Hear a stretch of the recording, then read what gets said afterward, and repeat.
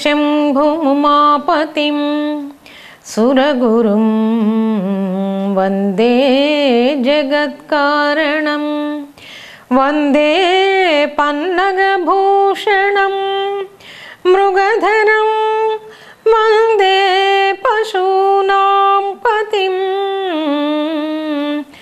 वन्दे सूर्यशशाङ्कवह्निनयनं वन्दे मुकुन्दप्रियं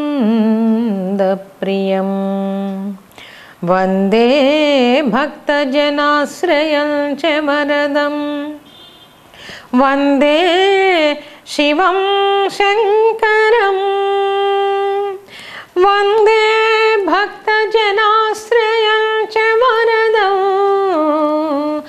वन्दे शिवं शङ्करम्.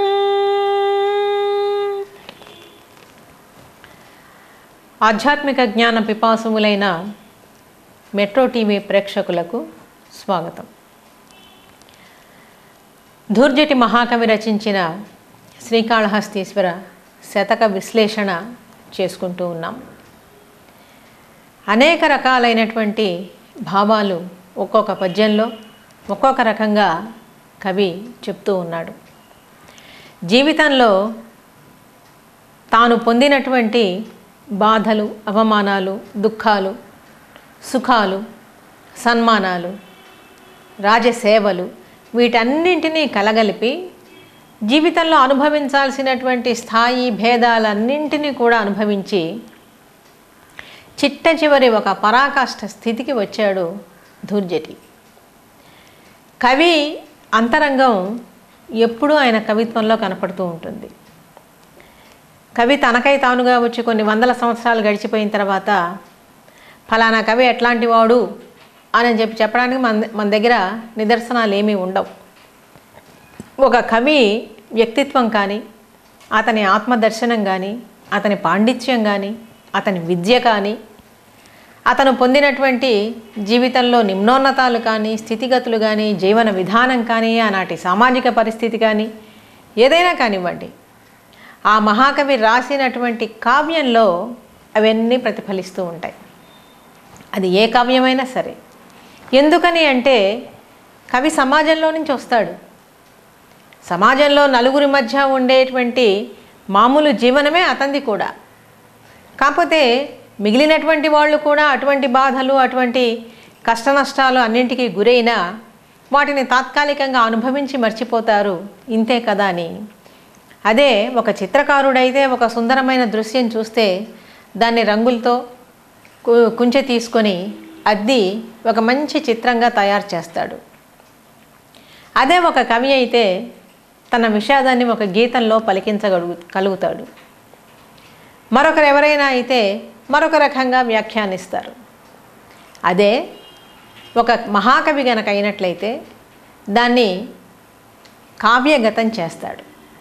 ఎక్కడో చోట కవి హృదయాన్ని పట్టుకోవాలి అంటే ఆ కావ్యం గనక ఆమూలగ్రం చదివితే తప్పనిసరిగా ఆ కవి జీవన స్థితిగతులన్నీ తెలుస్తుంటాయి. ఇది కావ్య దర్శనం చేసేటువంటి వాళ్ళందరికీ కూడా తెలుస్తుంది. అయితే ఈ కాళహస్తీశ్వర శతకం రాసినటువంటి ధూర్జటి మహాభక్తుడు. మొదటి నుంచి మనం చెప్పుకుంటూనే ఉన్నాం. జీవితంలో అన్ని స్థితులు అనుభవించిన తర్వాత ఒక పరాకాష్ఠ స్థితికి వచ్చిన తర్వాత అద్భుతమైనటువంటి వైరాగ్య జ్ఞాన సంపన్నుడైనాడు ఈయన. అది కూడా భగవద్దత్తమైనండి, ఊరికినే రాదు. అన్ని స్థితులు కూడా జీవితంలో అనుభవించటం ఏకకాలంలో అందరికీ జరగదు. ఏదో కొంత జ్ఞానాన్ని సముపార్జిస్తూ ఉంటారు ఒక్కొక్కసారి. దాంతోనే ఆయుర్దాయం తీరిపోతే సగంలోనే వెళ్ళిపోతూ ఉంటారు. ఆ జ్ఞానం సూక్ష్మప్రాయంగా మళ్ళీ ఆ ప్రాణిని పట్టుకొని, ఆ జీవాత్మను పట్టుకొని అది మరుసటి జన్మలో తిరిగి అదే లభ్యమవుతూ ఉంటుంది సాధారణంగా. ఎన్నో జన్మల నుంచి చేసినటువంటి పుణ్యపాపాలు ఇక్కడ ఒక పరాకాష్ఠ స్థితికి వచ్చి ఇక ఇంతటితో అతనికి మళ్ళీ తిరిగి జన్మ లేదు అనేటువంటి, జన్మ పొందను అనేటువంటి స్థితికి వచ్చాడు ఇక్కడ మహాకవి. అంతటి పరమోత్కృష్టమైనటువంటి వైరాగ్య స్థితిని అనుభవిస్తూ ఈ కాళహస్తీశ్వర శతకం ధూర్జటి రాస్తాడు. ఇప్పుడు ఒక పద్యం చూద్దాం, చూడండి.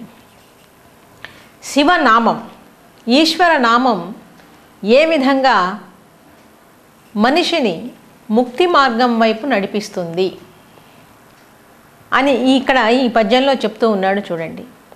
నిప్పై పాతక తూల శైల మడచున్ నీ నామము ఏ మానవుల్ తప్పన్ దవ్వుల విన్న అంతక భుజా దర్పోద్ధత క్లేశముల్ తప్పున్ తారును ముక్తులవుదురని శాస్త్రంబుల్ మహాపండితుల్ చెప్పంగా తమకింక శంకవలెన శ్రీకాళహస్తీశ్వర.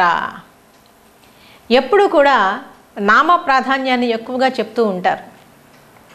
భగవంతుడి యొక్క తత్వం తెలుసుకోవాలి అంటే, భగవంతుడి యొక్క అనుగ్రహానికి గురి కావాలి అంటే, పాత్రులు అవ్వాలి అంటే ఆ నామం నిరంతరం జపిస్తూ ఉండటం తప్ప ఇంకా వేరే మార్గం ఏదీ లేదంటారు. చాలా తేలికైనటువంటి పద్ధతి. అందున కూడా ఈ కలియుగంలో ఈ నామ సంకీర్తన అనేటువంటిది చాలా సులభ సాధ్యమైనటువంటి పద్ధతి. మిగిలినటువంటి పూర్వకాలంలో చేసిన వాళ్ళ ఆయుర్దాయాన్ని బట్టి, వాళ్ళ శక్తి సామర్థ్యాలను బట్టి, వాళ్ళ జీవన స్థితిగతులను బట్టి, వాళ్ళ ఆయు ప్రమాణం ఇదంతా కూడా మనం తీసుకున్నట్లయితే వాళ్ళు అన్నిటికీ సమర్థులుగా ఉండేవాళ్ళు. ఎప్పుడో త్రేతాయుగం, అంతకుముందు కృతయుగం, లేకపోతే తర్వాత వచ్చినటువంటి ద్వాపర యుగం, వందల వేల సంవత్సరాలు ఆనాటి ప్రజలంతా బ్రతికారు ఎటువంటి బాధలు లేకుండా అని మనం చెప్పుకుంటూ ఉంటాం. అది వాళ్ళకి సాధ్యమైంది. మరి ఈనాటి ప్రజలందరికీ ఎలా ఈ భవజలధిని తరించాలి అని చెప్పినంటే, భగవంతుడి అనుగ్రహాన్ని పొందాలి అంటే దానికి కూడా సూక్ష్మమైనటువంటి మార్గాన్ని మన మహర్షులు నిర్దేశించారు. ఆ మార్గము ఏమిటి అంటే, నీ మనస్సు, బుద్ధి, ఇంద్రియాలు అన్నింటినీ లగ్నం చేస్తూ ఈశ్వర నామం జపించండి అంటారు. ఎందుకని అంటే కలియుగ లక్షణాలు చెప్పుకుంటూ వస్తారు భాగవతంలో. మనుషులకు ఉండేటువంటి లక్షణాలు ఏమిటి అంటే, ఈ రాను రాను వచ్చేటువంటి కాలంలో మరి ప్రధానమైనటువంటి లక్షణం అసలు ఏకాగ్రత అనేటువంటిది ఉండదు. అలసత్వం ఎక్కువగా ఉంటుందట. అంటే బద్ధకం. ఇవాళ ఒక పని చేద్దాము అనుకుంటే చేయొచ్చులే, ఇవాళ కాకపోతే ఆనికి చేయొచ్చు, తర్వాత రేపు చేయొచ్చు, ఎప్పుడో తీరుకున్నప్పుడు చేయొచ్చు. అంటే ఒక దృఢమైనటువంటి సంకల్పం దేని మీద ఉండదు. తర్వాత ఒక మందబుద్ధి తత్వం ఎక్కువగా ఉంటుంది. అంటే సూక్ష్మగ్రాహ్యత అనేటువంటిది లోపిస్తుంది. ఒక విశేషమైనటువంటి జ్ఞానాన్ని పొందటానికి బుద్ధి ఉన్ముఖంగా ఉండదు, మనస్సు ఉన్ముఖంగా ఉండదు. అలాగే భయంకరమైనటువంటి రోగాల బారి పడి ఉంటారట. మనం చూస్తూనే ఉన్నాం, ఇది చాలా సహజమైనటువంటి పరిస్థితులు చూస్తూనే ఉన్నాం. దీనికి తోడు ఆయుర్దాయం కూడా చాలా తక్కువగా ఉంటుంది. అల్పతరాయువులు అంటాడు భాగవతంలో పోతన. అల్ప, అల్పతర, అల్పతమ. అల్పమే కాదు, అల్పతరం అంటే ఇంకా అల్పమైనటువంటిది. చాలా శతాయుష్మాన్ భవ అని చెప్పి ఈ కలికాలంలో జీవిత కాలాన్ని నిర్దేశించినప్పటికీ కూడా 100 సంవత్సరాలు పూర్తిగా జీవించినటువంటి వాళ్ళు ఎవరు మనం చూడల్లా.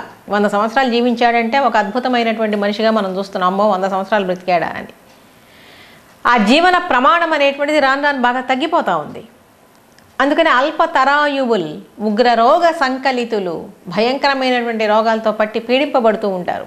కేవలం ఉదర పోషణ, దేహ పోషణ కోసమే వాళ్ళ సర్వశక్తులు ఉపయోగిస్తూ ఉంటారు. పైపెచ్చు ఆశ అనేటువంటి పాశంతో మరీ ఎక్కువగా కట్టబడి లాగబడి ఉంటారు. దుర్మోహాబ్ధిలో కుంగిపోయి ఉంటారు. కాబట్టి ఇటువంటి పరిస్థితుల్లో ఏ విధంగా పూర్వకాలంలో వాళ్ళు చేసినట్లుగా జపాలు, యజ్ఞాలు, తపస్సులు ఇవన్నీ చేయటానికి ఎవడికి సాధ్యమవుతుంది? ఎవడు ఏ ఆశ్రమాన్ని స్వీకరించగలుగుతున్నాడు? ఎవడు వాళ్ళకి నిర్దేశించినటువంటి వృత్తి కానీ, ఆయా వర్ణాలకు నిర్దేశించినటువంటి వృత్తులు సమాజంలో ఎక్కడైనా జరుగుతూ ఉన్నాయా? లేవు. అటువంటప్పుడు ధర్మం గాడి తప్పింది, జీవన విధానం మారింది, అత్యంత వేగంగా ఎన్నో మార్పులు సంభవిస్తున్నాయి. అయితే ఆ మార్పులకి అనుగుణంగా మనం కూడా ఏ త్రేతాయుగంలోనో కృతయుగంలో లాగా ఉండాలి అంటే కుదరకపోవచ్చు ఒక్కొక్కసారి. అయినా ఏం పర్వాలేదు. ఏం చెప్తున్నాడు ఇక్కడ? కేవలం నామస్మరణ. నువ్వు ఇక్కడ చేయాల్సింది ఏమిటి అంటే నీ మనస్సుని నిశ్చలమైనటువంటి స్థితిలో ఉంచుకోవచ్చు. అది కూడా ఈశ్వర ధ్యానం మరీ తేలిక. నమశివాయ అని అనుకోవటం. ఆ నామం ఎంత మహిమ కలిగింది అంటే ఇక్కడ చెప్తున్నాడు, నిప్పై పాతక తూల శైల మడచున్. తూలము అంటే దూది. పాతకములు నీవు ఈ జన్మలో కాదు, అంతకుముందు జన్మలో చేసినటువంటి మహాపాతకాలన్నీ పెద్ద కొండలాగా ఉండిపోయినాయి, పర్వతాల్లాగా పెరిగిపోయినాయి. మరి అటువంటి పర్వతాల్లాగా పెరిగిపోయినటువంటి కొండల్ని ఛేదించుకోవటం ఎట్లా? దాని అనుభవాన్ని మనం జీవితంలో చూస్తూనే ఉంటాం. తెలియకుండా మనకేదో విపత్తు వస్తుంది, దీనికి కారణం ఏమై ఉంటుంది అని తలకాయ బద్దలు కొట్టుకుంటాం, కానీ ఆ సంచిత కర్మని అనుభవించడానికి మన మనస్సు అంగీకరించదు. అందుకని ఇక్కడ ఏం చెప్తున్నాడు? నీ నామం నిరంతరం జపిస్తూ ఉంటే, కష్టమైనటువంటిది కూడా కాదు ఇక్కడ శివనామం, చాలా తేలికైనటువంటిది. శివభక్తే అటువంటిది. ఇంతకుముందు కూడా చెప్పుకున్నాం, అతి సామాన్యుల దగ్గరికి కూడా తీసుకుని వెళ్ళటానికి వీలైనటువంటిది శివతత్వం. సమాజంలో అన్ని వర్గాల వాళ్ళు ఉంటారు, అందరూ చదువుకున్నటువంటి వాళ్ళే ఉండరు. కేవలం చాలా ప్రాథమికమైనటువంటి పరిజ్ఞానంతో బ్రతుకులు గడుపుతూ ఉండేటువంటి వాళ్ళు ఉంటారు. అట్లాంటి వాళ్ళకు కూడా భవతరణాన్ని చూపించేటువంటిది శివశక్తి, శివ మహాత్మ్యం, ఈశ్వరుని యొక్క అద్భుతమైనటువంటి నామం. అదే విషయాన్ని ఇక్కడ చెప్తూ ఉన్నాడు. నిప్పై పాతక తూల శైల మడచున్. పాతకములు అనేటువంటి దూది కొండలకి ఈశ్వర నామం ఎటువంటిదట? ఒక నిప్పు రవ్వ లాంటిది, నిప్పు కణిక లాంటిది. నిప్పు కణిక ఏం చేస్తుందండి? ఒక దూది ఎంత ఉన్నా సరే చాలా తేలిగ్గా భస్మీపటలం చేస్తుంది. అది ఒక పర్వతం అంత ఉన్నా, ఒక కొండ అంత ఉన్నా, ఇంకా ఎంత గొప్పగా ఉన్నా కూడా క్షణంలో చురచుర అంటుకుపోతుంది. నిప్పు గనక అంటుకుంటే దూది చాలా తేలిగ్గా. అందుకని నీ నామం గనక జపించినట్లయితే మనుషుల యొక్క పాపాలు ఎంత కొండల్లాంటివైనా దూది పింజల్లాగా ఉంటాయి.